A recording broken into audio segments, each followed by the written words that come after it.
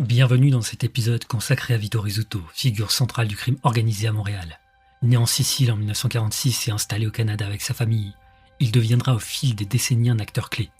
Connu pour ses liens internationaux et sa capacité à maintenir un équilibre entre différentes factions, son influence s'est étendue bien au-delà des frontières du Québec.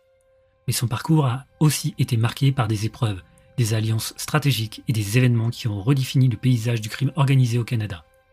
Dans cet épisode, nous revenons sur son ascension, son rôle au sein de la mafia montréalaise et les événements qui ont marqué son histoire. Né le 21 février 1946 à Cattolica Eraclea en Sicile, Vito Rizzuto immigre au Canada avec sa famille en 1954, le jour de son 8e anniversaire.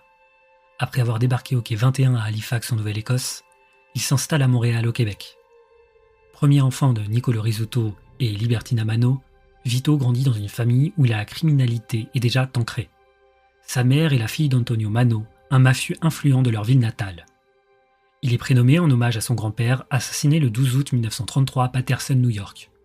Son père connaîtra un destin similaire, tué d'un tir de sniper à son domicile le 10 novembre 2010. En 1966, Vito épouse Giovanna Camilleri, fille du mafieux Leonardo Camilleri. De leur union naissent 3 enfants. Dans les années 70, Nicolo Rizzuto était un lieutenant au sein de la faction sicilienne de la famille Cotroni dominée par les Calabrés et dirigée par Luigi Greco jusqu'à son décès en 1972. Lorsque les tensions entre les factions calabraises et siciliennes se muèrent en guerre ouverte, un violent conflit éclata en 1973. Cette guerre mafieuse, qui durera jusqu'au début des années 80, fit de nombreuses victimes, dont Paolo Violi et ses frères. À l'issue du conflit, la famille Rizzuto prit le contrôle du crime organisé à Montréal. Vito Rizzuto bâtit un empire tentaculaire, spécialisé dans l'importation de drogue dure à grande échelle. Son organisation blanchissait des centaines de millions de dollars, pratiquait l'usure et prospérait grâce aux jeux illégaux, à la fraude et aux meurtres commandités. En 1972, il fut condamné à 2 ans de prison pour avoir orchestré l'incendie du salon de coiffure de Paolo Renda à Boucherville en 1968, dans un but frauduleux. Il purgea 18 mois avant d'être libéré. En 1987, un navire suspect fut intercepté au large de Terre-Neuve et Labrador par la GRC qui mit la main sur 16 tonnes de hashish.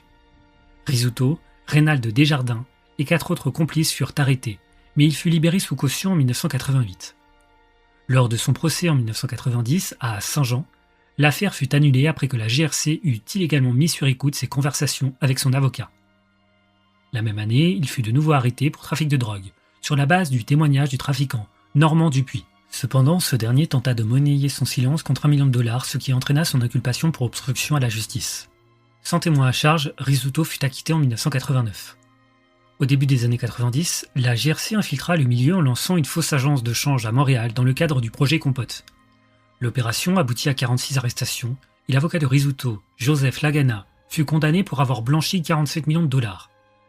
Rizzuto fut identifié comme co-conspirateur, mais les preuves manquaient pour le poursuivre.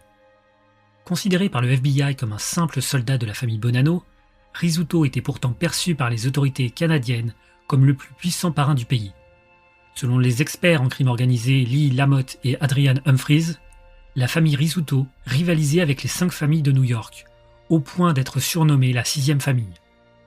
Vito entretenait des liens étroits avec le clan Contrera Caruana, une organisation sicilienne spécialisée dans le trafic international de drogue, et dirigé au Canada par Alfonso Caruana. Au début de l'année 2004, Rizzuto a été inculpé par un grand jury fédéral de Brooklyn pour des accusations de complot en vue de racket, incluant l'usure et le meurtre, en lien avec l'assassinat mafieux de 3 capos. Ce triple meurtre, survenu le 5 mai 1980 à New York, a été rendu célèbre par le film Donnie Brasco. Rizzuto faisait partie des 4 hommes engagés par l'ancien capitaine de la famille Bonanno, Joe Massino, pour exécuter ces 3 capos. Massino était convaincu qu'il complotait pour prendre le pouvoir après l'incarcération du boss de l'époque, Philippe Rastelli. Rizzuto a été arrêté le 20 janvier 2004 à Montréal. Après une bataille juridique de 31 mois, il a été extradé vers les États-Unis le 17 août 2006 et a comparu devant un juge du tribunal fédéral du district Est de New York, à Brooklyn. Joe Massino, condamné à la prison à vie pour meurtre et devenu informateur en 2004, devait témoigner contre lui. Cependant, Rizzuto a conclu un accord avec la justice en mai 2007 avant l'ouverture du procès. Le 4 mai 2007, il a plaidé coupable de complot en vue de commettre un meurtre ainsi que de racket. Il a admis avoir été présent lors du triple homicide de 1981, affirmant toutefois qu'il s'était contenté de crier « c'est un hold-up », laissant d'autres exécuter les tirs. En vertu de son accord avec les procureurs, il a écopé d'une peine de 10 ans de prison assortie d'une amende de 250 000 $, suivie de 3 ans de liberté surveillée. Cette version des faits contredisait toutefois le témoignage de Salvatore Vital, un informateur de la famille Bonanno qui avait déclaré « Rizzuto a été le premier mafieux à sortir de sa cachette lors de l'embuscade et le premier à ouvrir le feu ». Les auteurs spécialisés dans le crime organisé, Antonio Nicazzo et Lee Lamos, ont commenté cette sentence en déclarant respectivement « C'est une excellente affaire. Il ne pouvait pas espérer mieux et je pense que le système a encore été déjoué ». Détenu au centre correctionnel fédéral de Florence, Rizzuto a été libéré de prison le 5 octobre 2012 et immédiatement expulsé vers Toronto, en Ontario. À son arrivée au Canada, des rapports ont suggéré qu'il avait rencontré des représentants des familles mafieuses de New York. Il serait resté discret à Toronto pendant un certain temps avant de retourner à Montréal. Selon certaines sources, il s'était procuré un véhicule blindé et vivait dans un appartement hautement sécurisé, ce qui laissait entendre qu'il était conscient du danger qui pesait sur lui. Toutefois, ces mesures de protection envoyaient aussi un message clair. Il était de retour et ne serait pas une cible facile. Plusieurs proches et associés de Vito Rizzuto ont été tués ou ont disparu pendant son incarcération. Son associé Federico Del Peccio a été assassiné derrière un restaurant le 21 août 2009. Son fils aîné, Nicolo Rizzuto Jr., a été abattu le 28 décembre 2009 dans l'arrondissement Notre-Dame-de-Grâce à Montréal. Son beau-frère, Paolo Renda, a disparu le 20 mai 2010 à Montréal et son décès a été confirmé par les autorités en 2018, même si son corps n'a jamais été retrouvé. Son associé Agostino Contreras a été exécuté en plein jour le 29 juin 2010 dans l'arrondissement Saint-Léonard de Montréal. Son père, Nicolo Rizzuto, a été tué par un tireur embusqué à travers la fenêtre de sa cuisine le 10 novembre 2010 à l'âge de 86 ans. Peu après la libération de Vito, plusieurs assassinats ont eu lieu, soupçonnés d'être des représailles contre les responsables des meurtres de sa famille. En novembre 2012, des trafiquants de drogue ont été éliminés successivement pour leur implication présumée dans l'enlèvement d'un allié de Rizzuto en 2008. Toujours en novembre 2012, Joe DiMolo, un mafieux influent proche de la famille Cotroni, a été exécuté dans l'entrée de sa résidence au nord de Montréal. Son enterrement a été peu fréquenté, un signe qu'il était tombé en disgrâce. 3 jours avant Noël 2012, un homme armé a fait irruption dans un café fréquenté par le rival de Rizzuto, Giuseppe De Vito, tuant Dominique Facchini et blessant grièvement un autre individu. En janvier 2013, Gaëtan Gosselin, beau-frère de Reynald Desjardins, a été assassiné devant son domicile, tout comme Vincenzo Scuderi, un proche présumé de Giuseppe De Vito. De Vito lui-même a été empoisonné au cyanure en prison en juillet 2013. Le 9 avril 2013, Juan Ramon Fernandez, ancien agent de Rizzuto à Toronto devenu affilié à Palerme, a été abattu près de la capitale sicilienne.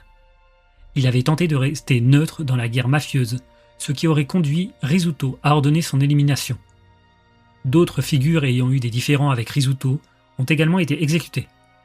En juillet 2013, Salvatore Calotti a été abattu alors qu'il était assis dans sa voiture. Il était suspecté d'avoir joué un rôle dans l'assassinat du père de Rizzuto. En novembre 2013, Moreno Gallo, ancien membre influent du clan Rizzuto, a été tué par balle devant un restaurant à Acapulco au Mexique.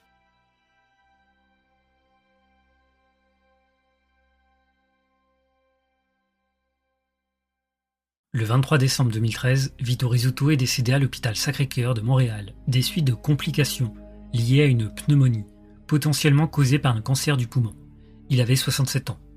Bien que la cause officielle de son décès soit naturelle, des spéculations ont émergé sur un possible empoisonnement, aucun examen post-mortem n'ayant été pratiqué. D'après les confidences d'Andrew Scopa à Félix Séguin, Vito se portait bien jusqu'en novembre 2013. À cette période, alors qu'il était malade, il recevait énormément de visites. Beaucoup venaient lui demander des faveurs, mais selon Scopa, ces visiteurs ne prenaient aucune précaution, pas de masque, pas de gants. Il estime que c'est ce qui l'a tué. Vito aurait attrapé un simple rhume qui se serait aggravé en touchant ses poumons, et c'est ainsi qu'il serait décédé. Ses funérailles ont eu lieu le 30 décembre à l'église Madonna del Difesa, située dans la petite Italie de Montréal, en présence d'environ 800 personnes. Il a été inhumé au cimetière Saint-François d'Assise dans l'arrondissement Saint-Léonard, au Québec.